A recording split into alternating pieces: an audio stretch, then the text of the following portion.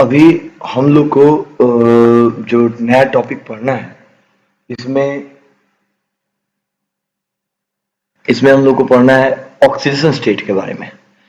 और आपको ये बता दें कि मैक्सिमम जो क्वेश्चंस आते हैं वो ऑक्सीडेशन स्टेट पे ही बेस्ड आते हैं। काफी इंपॉर्टेंट क्वेश्चन आया हुआ है इसमें। अभी मेरे सामने एक एलन का शीट पड़ा हुआ है जिसमें प्रीवियस ईयर क्वेश्चन दिख रहा है हमको कि इसमें से कितने सारे क्वेश्चन प्रीवियस ईयर में पूछे गए सीबीएसई में। तो विवेक बाबू के लिए सूचना है कि जो आप नवरात्र मना रहे हैं उसको छोड़ के क्वेश्चन पे ध्यान दीजिए कि क्वेश्चन जो है इससे पूछता है परीक्षा में, ठीक है ना। ऑक्सीडेशन स्टेट के बारे में क्या देख रहे हैं हम लोग। देखिए, जो डी ब्लॉक के जो एलिमेंट हैं, डी ब्लॉक के जो भी सदस्य तत्व हैं, वो सभी वेरिएबल ऑक्सीडेशन स्टेट शो करते हैं। ये वेरिएबल ऑक्सीडेशन स्टेट का मतलब क्या हुआ ये बता रहे हैं। जैसे कि आपको शुरू से पता है कि पोटेशियम जो है वो +1+ शो करता है, मैग्नीशियम +2 करता है, ऐसे बात है सोडियम +1 करता है। आप ये नहीं कर सकते कि सोडियम जो पोटेशियम 1 करेगा, 2 करेगा, 3 करेगा, ऐसा कुछ नहीं होता। अब आयरन के बारे में सोच के देखिए ना, आयरन जो है ना Fe2+ भी करता है, Fe3+ भी करता है। एक बड़ा कॉमन एग्जांपल आपको दिए जिसको आप पहले से जानते थे कि यह FeO भी बनाता है, Fe2O3 भी बनाता है, दोनों बनाता है। तो आखिर में रीजन क्या है, क्या कारण है कि कहीं कुछ मेटल्स ऐसे हैं जो एक पर्टिकुलर ऑक्सीडेशन स्टेट को शो करते हैं, एक ऑक्सीकरण अवस्था को शो करते हैं। अब कुछ ऐसे भी हैं जो मोर देन वन, एक से अधिक प्रकार के ऑक्सीकरण अवस्थाओं को प्रदर्शित करते हैं। ये इसके पीछे का कारण क्या है, तो यही हम लोग को पढ़ना है। मतलब थ्योरी क्या कर रही थी कि ट्रांजिशन एलिमेंट जो है, जो हमारे संक्रमण तत्व हैं, वो प्रदर्शित करते हैं क्या, वेरिएबल ऑक्सीडेशन। एक चर ऑक्सीकरण अवस्था को प्रदर्शित करता है जो फिक्स नहीं होता, अनफिक्स्ड होता है। वो ये कर सकता है, ये भी कर सकता है, ये भी, मतलब बहुत तरह के ऑक्सीडेशन स्टेट को शो कर सकता है। But some of them does not show variable oxidation, लेकिन उनमें से भी कुछ ऐसे हैं जो वेरिएबल ऑक्सीडेशन स्टेट को शो नहीं करते हैं। ये नीचे का जो टेबल दिया गया है ये आपके एनसीईआरटी का टेबल है। और इस टेबल में आप देखिए कि जहां स्कैंडियम सिर्फ एक ही ऑक्सीडेशन स्टेट को शो कर रहा है, जिंक एक ही को कर रहा है, वहीं देखिए मैग्नीज को कि कितने तरह के ऑक्सीडेशन स्टेट को ये शो कर सकता है। मैग्नीज +2 भी दिखा सकता है, +3 भी, +4 भी, +5 भी, +6 भी, +7 भी। सवाल ये है कि ऐसा ये क्यों कर पा रहा है मैग्नीज, इसके में कारण क्या है। ये तो समझ में आ रहा है, चलिए 1 दिखा रहे हैं तो ठीक, अच्छी बात है, 1 दिखाते हैं। बहुत सारे सोडियम है, मैग्नीशियम है, आपको पोटेशियम है, ये सभी जो है, ये सभी सिंगल टाइप के आपको ऑक्सीडेशन स्टेट शो करते हैं। लेकिन डी ब्लॉक के एलिमेंट मोर देन 1 टाइप के शो करते हैं। इसके पीछे का कारण क्या है, तो इसके पीछे का जो एग्जैक्ट कारण है वो है energy gap between NS and ND। देखो सीढ़ी है, ठीक है ना, ये सीढ़ी बना दिए। यहां पे होता है NS और यहां पे होता है N-1D। अब इस NS और N-1D के बीच में जो एनर्जी का गैप है वो बहुत ही कम होता है। ऐसे नॉर्मली देखा जाता है ऐसे कि जैसे हमारे पास 3 का S है या 3 का P है, तो यहाँ पे एनर्जी गैप काफी ज्यादा है भाई। इसमें इलेक्ट्रॉन जब भर जाएगा तब भी इलेक्ट्रॉन इसके ऊपर चढ़ेगा, लेकिन यहाँ पे एनर्जी गैप काफी कम होता है। इलेक्ट्रॉन आसानी से ऊपर और आसानी से नीचे आते जाते रहते हैं। और इसी आने जाने के क्रम में जो डी ब्लॉक के जो एलिमेंट हैं, जो ट्रांजिशन एलिमेंट्स हैं, वो मतलब वेरिएबल ऑक्सीडेशन स्टेट शो करता है। मतलब एक से ज्यादा प्रकार के ऑक्सीकरण अवस्थाओं को प्रदर्शित कर सकता है। कौन, हमारा ट्रांजिशन स्टेट। आइए इसको पढ़ लिया जाए। वेरिएबल ऑक्सीकरण अवस्था को दिखाने का कारण बाहरी NS इलेक्ट्रॉनों के अलावा N-1D इलेक्ट्रॉनों की भागीदारी है। क्योंकि N के S, जैसे एग्जांपल लीजिए ना, 4 का S और 3 का D, इन दोनों की एनर्जी लगभग बराबर है। तो याद आ रहा होगा क्रोमियम और कॉपर में कि 4s में से इलेक्ट्रॉन जंप करके 3D में चला गया था। इतना आसान था क्या, ये आसान इसलिए बना क्योंकि S और D के बीच की एनर्जी गैप क्या है, काफी कम है। तो S और N के S यानी कि बाहर के S और एगो भीतर पेनल्टीमेट वाले डी ऑर्बिटल की जो ऊर्जा है, एनर्जी है, वो लगभग बराबर होती है और इन दोनों सबसेल्स के बीच में इलेक्ट्रॉनों का ट्रांजिशन होता रहता है। अब मान लेते हैं एक स्टेबिलिटी मेंटेन के लिए एस से चला गया डी में, डी से चला गया एस में, जिसके कारण जो हमारा स्टेबिलिटी है वो अंतर खाता है और हम यह कह सकते हैं तो एक से ज्यादा ऑक्सीडेशन स्टेट क्या कर सकता है, वो शो कर सकता है। एक से ज्यादा ऑक्सीडेशन स्टेट शो करने के पीछे का कारण जो है वो हमारा क्या है, एन के एस और n-1 के डी के बीच के एनर्जी का अंतर है। यहाँ पे एक और पॉइंट ध्यान रखिएगा, अब इसमें हम लोग आएंगे भी, अभी थोड़ी देर में हम आएंगे। यहाँ पे देखिए कि ऑल ट्रांजिशन एलिमेंट, यहाँ पे +1 हमको लिख दें दीजिए, थोड़ा सा तो अच्छा रहेगा आपके लिए बाद में बताएंगे ये नहीं होता।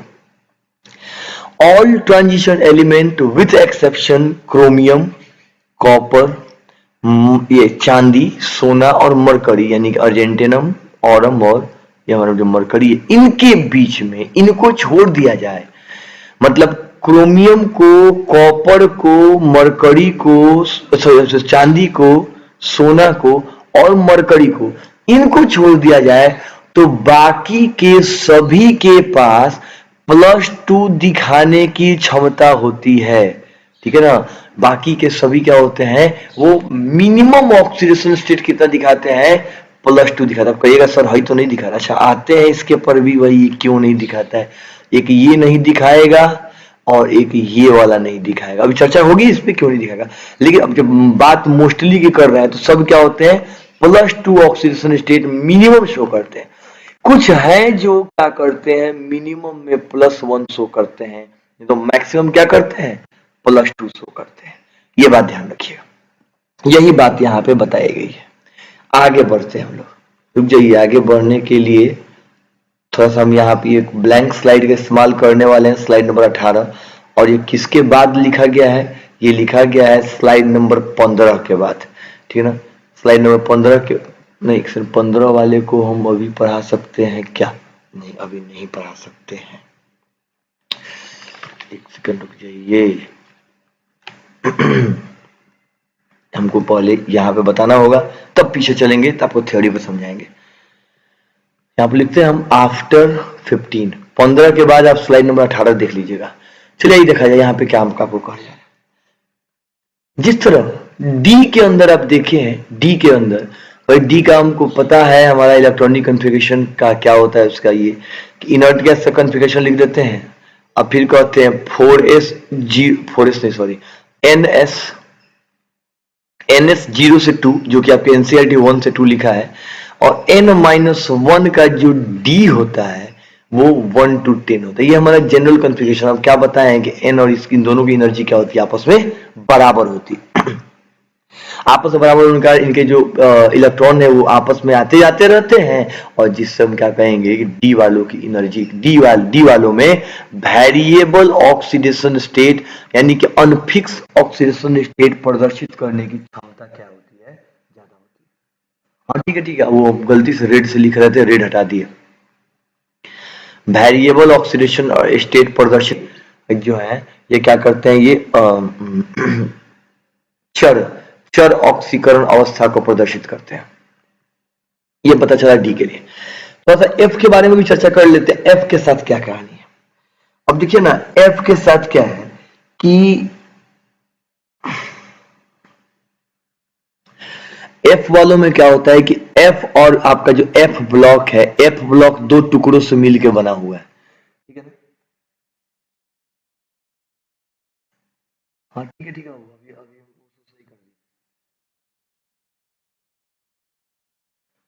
अभी हम सही कर दिया, अभी बोल्ड लिख रहे हैं। एफ ब्लॉक 2 टुकड़ों से मिलकर बना है, एक बना है लैंथेनाइट से और एक बना है एक्टिनाइट से।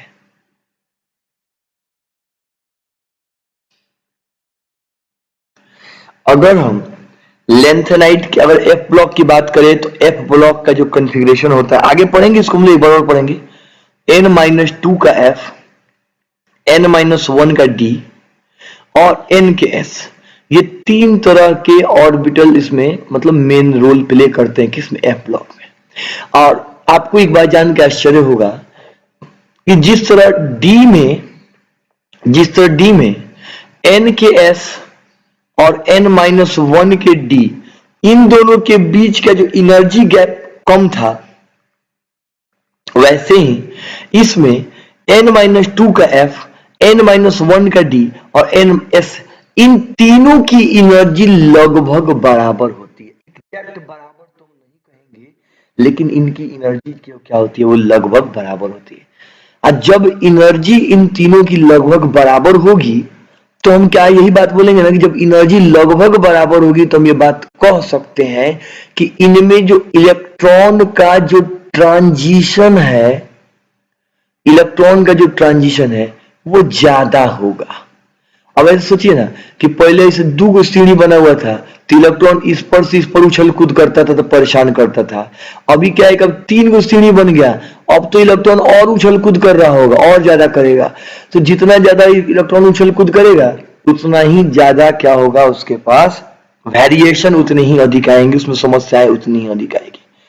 अब आपसे कोई पूछे कि बताइए लैंथनम में ज्यादा समस्या आता है कि एक्टिनम में ज्यादा समस्या, तो ऑक्सीडेशन स्टेट किसमें ज्यादा समस्या आता है? तो जवाब ये है कि लैंथनम जो है वो n बराबर 6 के लिए आता है लैंथनम। यानी कि जब हम 4 का f, 5 का d और 6 का s इस्तेमाल कर रहे होंगे तो वो कहलाएगा कौन सा, वो कहलाएगा लैंथनम। और जब हम 5 का f, 6 का d और 7 का s इस्तेमाल करेंगे तो वो हमारा कहलाएगा एक्टिनम। एक्टिनम में ये सारे ऑर्बिटल्स इस्तेमाल किए जाते हैं और लैंथनम में ये तीनों ऑर्बिटल क्या होते हैं, इस्तेमाल किए जाते हैं। ये बात आप लोग ध्यान रखिएगा। अब सवाल ये कि इन दोनों में भी ज्यादा समस्या किसमें, ज्यादा वेरिएशंस, ज्यादा चर जो वाला जो गुण है कि ऑक्सीकरण अवस्था इसकी निश्चित नहीं है, तो ज्यादा समस्या किसमें आएगी, लैंथनम में ज्यादा समस्या आएगा कि एक्टिनम में ज्यादा समस्या आएगा। तो यहां पर हम क्या कहेंगे कि देखिए आपको 11वां क्लास के कॉन्सेप्ट की आवश्यकता है, जहां पे 11वां क्लास में आप लोग हम पढ़ाए थे, और भगवान जाने आपको याद है कि नहीं याद है, ये आपको पढ़ाए थे। जब हम आपको स्पेक्ट्रम पढ़ा रहे थे तो बताए थे कि n बराबर जो 1 होता है सबसे नीचे होता है, n बराबर जो 2 होता है उससे एक निश्चित दूरी पर होता है, n बराबर जो 3 होता है वो भी कुछ सर्टेन, ये बोर की थ्योरी थी कि हर सब सेल एक निश्चित दूरी पर होते हैं। n बराबर जो 4 है वो भी एक सर्टेन दूरी पर होता था, n बराबर जो 5 था वो भी। हम लोग क्या देख रहे हैं कि जैसे जैसे सेल की संख्या बढ़ रही है, जैसे जैसे सेल की संख्या बढ़ रही है वैसे वैसे अब इन सेल के बीच का जो एनर्जी गैप है वो भी कम होते जा रहा है। तो अगर हम आपसे पूछें कि बताइए, ये तो तय है कि इन तीनों की एनर्जी लगभग बराबर होगी, ये 4A 5D 6S लगभग आसपास के होंगे, लगभग एग्जैक्ट नहीं कर रहे हैं, लगभग। वैसे ही 5A 6D और 7 इनकी भी एनर्जी वो लगभग बराबर। लेकिन आपसे पूछा जाए कि बताइए ज्यादा नजदीक कौन है, मतलब इन रेडियस में सबसे कम अंतर कहां पे है, तो सबसे कम अंतर यहां पे होगा। क्यों? क्योंकि जैसे जैसे आपके n की वैल्यू ऑफ n आपका क्या होता है, बढ़ता है, वैसे वैसे सेल जो है वो क्या होते हैं, नजदीक आने लगते हैं, नियर आने लगते हैं। ठीक है ना? तो जब अब बताइए ज्यादा नजदीक कौन होगा, 4A 5D 6S ज्यादा नजदीक होगा कि 5F 6D 7S ज्यादा नजदीक होगा? तो जवाब है कि एक्टिनाइड्स के अंदर 5F 6D और 7S का जो एनर्जी गैप है वो एनर्जी गैप बहुत कम होगा।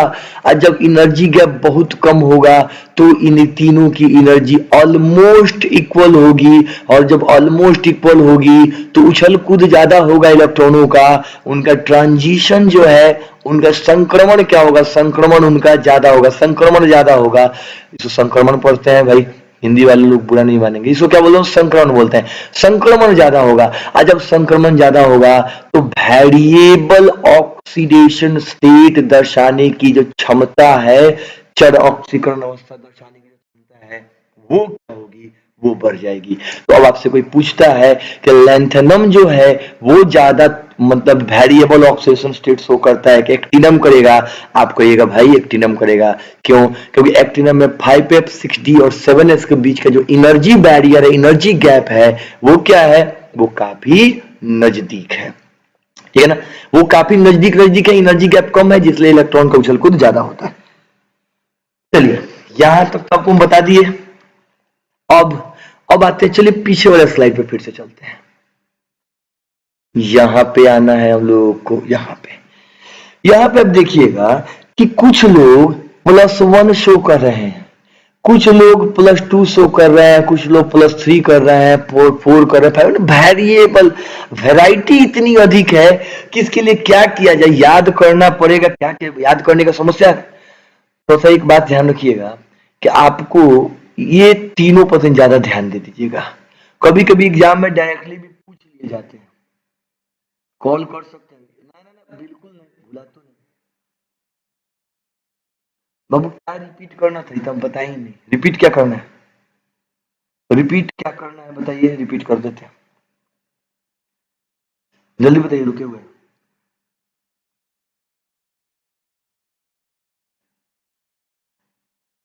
साहिना आप पूछिए कुछ रिपीट करने के लिए, क्या रिपीट करना था।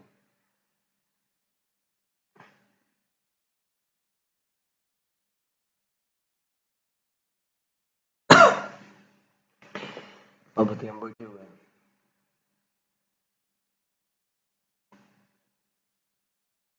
चलिए कोई नहीं, हम आगे कंटिन्यू करते हैं, जब आप बोलिएगा तो फिर देखा जाएगा। हम क्या बताए थे कि यहाँ पे एक टेबल दिया हुआ है एनसीईआरटी के अंदर, और इस एनसीईआरटी के टेबल में सबका ऑक्सीजन स्टेट का चार्ट बनाया हुआ है।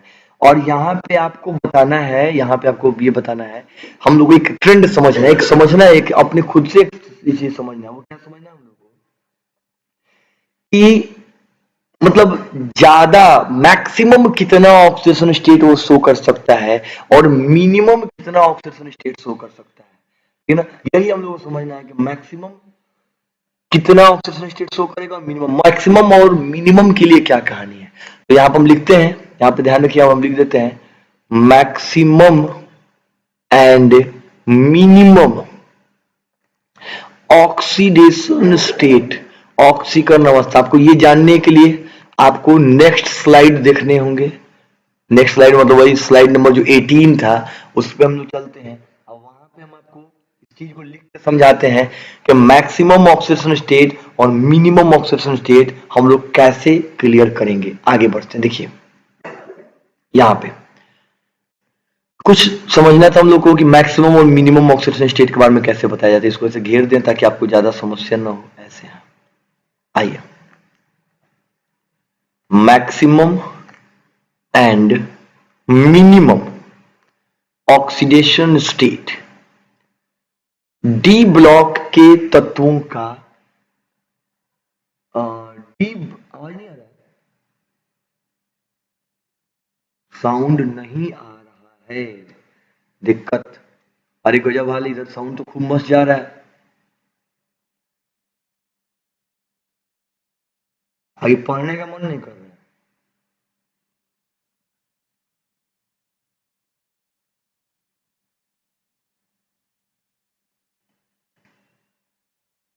अभी साउंड का क्या हाल है।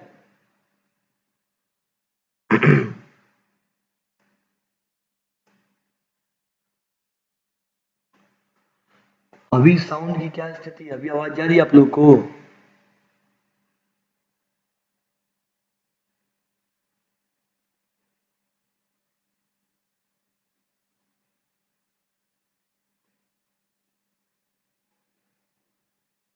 ठीक हो गया।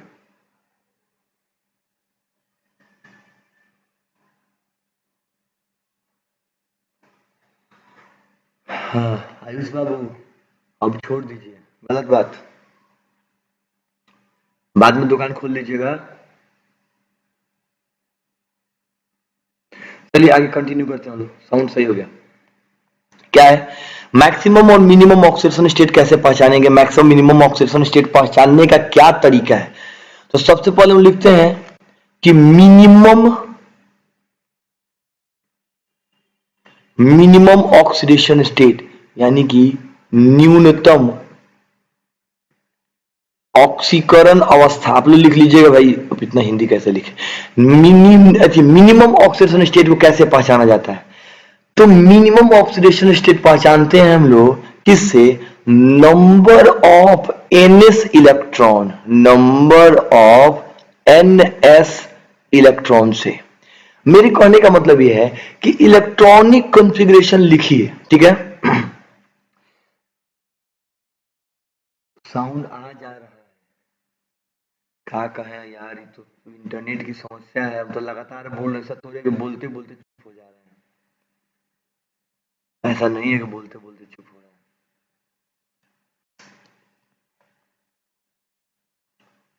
हाँ, चलिए आगे कंटिन्यू करते हैं हम।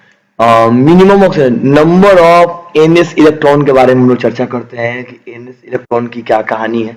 देखिए, चलिए एक हम कॉन्फ़िगरेशन लिखते हैं। जैसे हम बात करते हैं ना, आयरन की बात कर लेते हैं अपन। आयरन का कॉन्फ़िगरेशन लिखते हैं। आर्गन 4s2 3d6, बढ़िया लगा देख के। और अब लिखते हैं हम लोग कॉपर का, क्या होगा? Argon 4s1 3d10। अभी बात देखिए, आपसे कोई पूछे कि बताइए आयरन जो, ठीक है आयरन एक से ज्यादा ऑक्सीडेशन स्टेट को शो कर सकता है, ये बात बिल्कुल सही है। लेकिन आपको कोई पूछता है कि हमको ये बताइए कि मिनिमम कितना शो करेगा, हम कहेंगे कि देखिए कोई एलिमेंट मिनिमम उतना ही शो कर पाता है जितना उसके एस में इलेक्ट्रॉन रहते हैं। आयरन के एस में 2 इलेक्ट्रॉन है, इसलिए ये 2 शो करेगा। और कॉपर के एस में 1 इलेक्ट्रॉन है, इसलिए यह मिनिमम 1 शो करेगा। अब तुरंत आपके मन में बात बेचैनी आएगी कि सर अगर ऐसा बात है तो स्कैंडियम के केस में क्या होगा? स्कैंडियम में तो आर्गन 4s2 और 3d1 पाया जाता है। तो ऐसी स्थिति में इसको मिनिमम ऑक्सीडेशन स्टेट +2 शो करना चाहिए था, लेकिन ये तो मात्र +3 शो करता है, +2 नहीं करता है। क्यों? हाँ बिल्कुल, ये एक एक्सेप्शन के अंदर आएगा। इसको हम लोग कैसे, इसको हम एक्सप्लेनेशन करेंगे, कैसे जवाब देंगे, कहा जाए कि एनसीईआरटी ने इसे कैसे एक्सप्लेन करा है कि स्कैंडियम सिर्फ 2 इलेक्ट्रॉन छोड़ के स्टेबल नहीं हो पाएगा। 2 इलेक्ट्रॉन छोड़ने के बाद अगर मात्र 1 इलेक्ट्रॉन अगर वो और छोड़ देता है तो आपको पता है कि वो कहाँ चला जाएगा? आर्गन में चला जाएगा। यही कारण है कि आर्गन पे +2 स्टेबल नहीं होता, क्योंकि 2 इलेक्ट्रॉन छोड़ने के बाद तीसरा इलेक्ट्रॉन तुरंत रिमूव होगा, और तीसरा इलेक्ट्रॉन जैसे रिमूव होगा उसका ऑक्सीडेशन स्टेट कितना हो जाएगा? ऑक्सीडेशन उसका +3 हो जाएगा।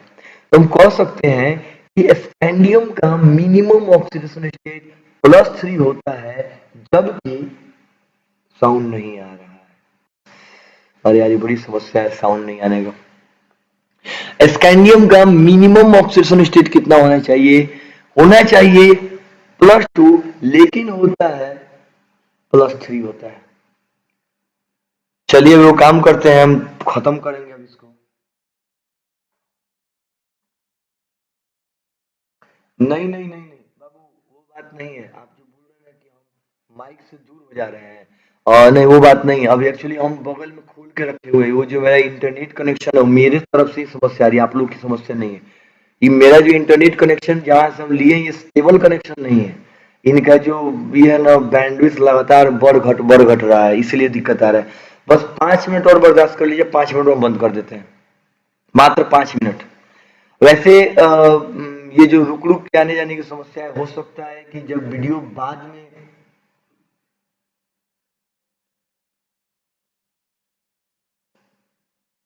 जब आप ये वीडियो देखिएगा तो हो सकता है कि नॉर्मल हो जाए। हालांकि अभी तो हम रुक गए थे थोड़ी देर पहले बोलते बोलते। बस 2 मिनट और दीजिए, 2 मिनट में इसको हम क्लियर कर देते हैं। 2 मिनट खत्म कर देते हैं, बस हो गया, ज्यादा पढ़ लिया हम लोग।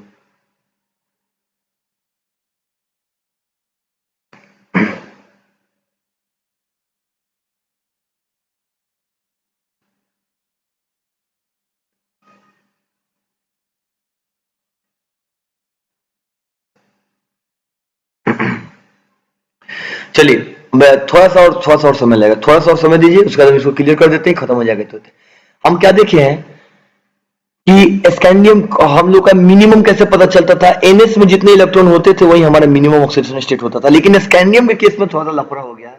स्कैंडियम में क्या लफड़ा हुआ कि होना चाहिए था +2 लेकिन हो गया +3। ऐसा इसलिए हुआ क्योंकि 2 नहीं छोड़ना चाहता है, अगर 3 छोड़ देगा तो ज्यादा स्टेबल हो जाएगा, इसलिए वो क्या किया है, वो 3 छोड़ दिया है। ठीक है ना, आगे बढ़ते हैं। एक और केस लास्ट वाला आपको बता देते हैं, नहीं तो पूरे मेहनत में बर्बाद हो जाएगा। वो क्या है, मैक्सिमम ऑक्सीडेशन स्टेट के केस को बता देते हैं कि मैक्सिमम ऑक्सीडेशन स्टेट क्या होगा। मैक्सिमम ऑक्सीडेशन स्टेट,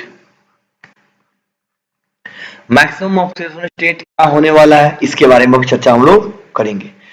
जब कभी भी आपको निकालना हो कि आपकी अधिकतम ऑक्सीकरण अवस्था क्या होगी, अधिकतम ऑक्सीकरण अवस्था आपकी क्या होने वाली है, अगर आपसे ये पूछा जाए, अगर आपको ये पूछना हो तो हम क्या कहेंगे कि इसके लिए एक फॉर्मूला है छोटा सा, हालांकि इस फॉर्मूला में भी एक्सेप्शन है, फिर भी क्या लिखेंगे, नंबर ऑफ ns इलेक्ट्रॉन्स, मतलब n के s में भरे हुए इलेक्ट्रॉन, आप प्लस नंबर ऑफ अनपेयर्ड, यहां पर ध्यान दीजिएगा, अनपेयर्ड d इलेक्ट्रॉन्स इन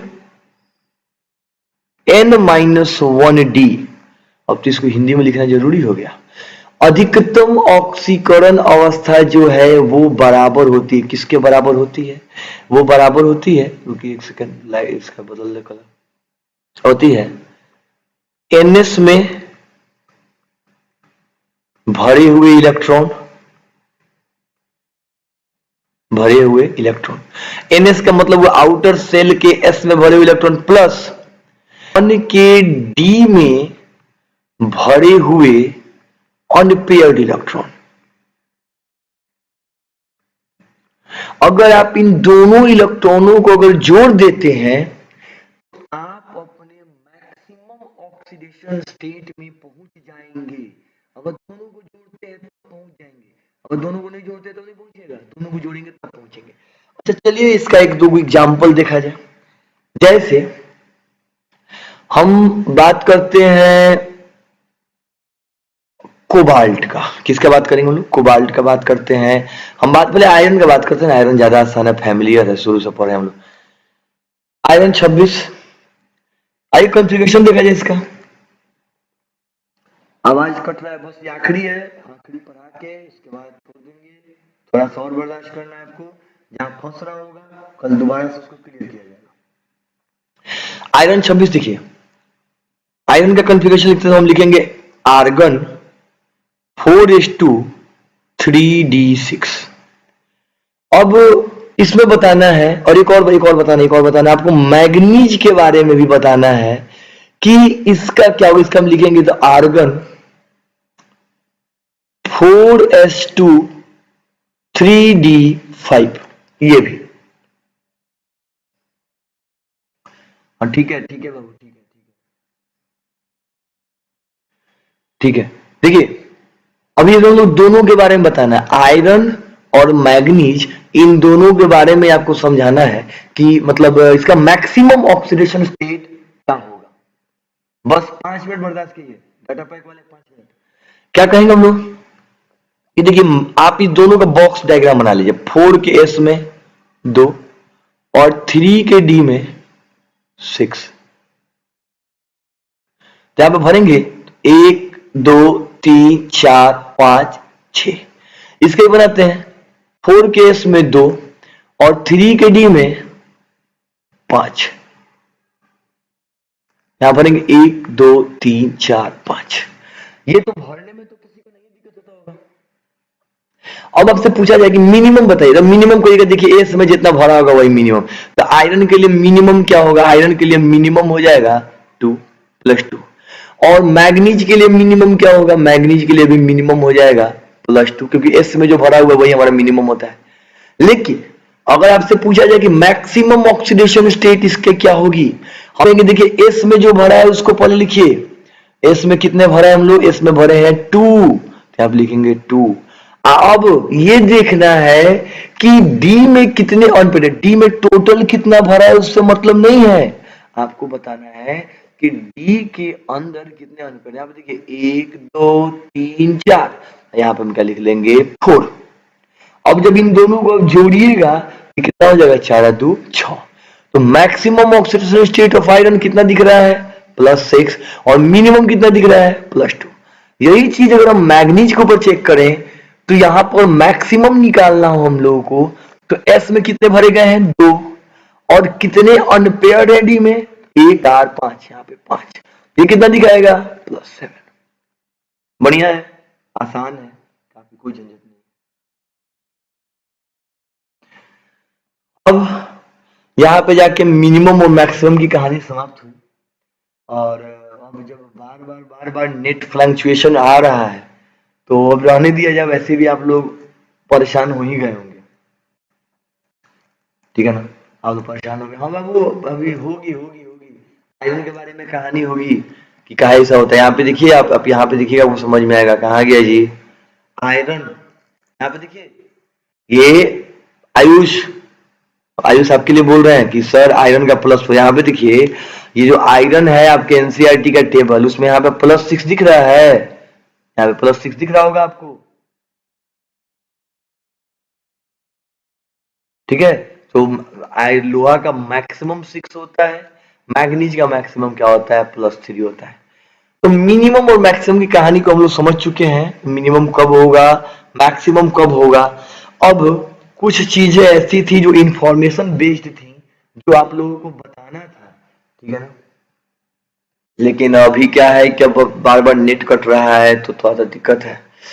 अब इन चीजों को बताना था, लेकिन आपको क्या बताएं, बड़ी समस्या है। ठीक है, आज इतना ही रहने देते हैं।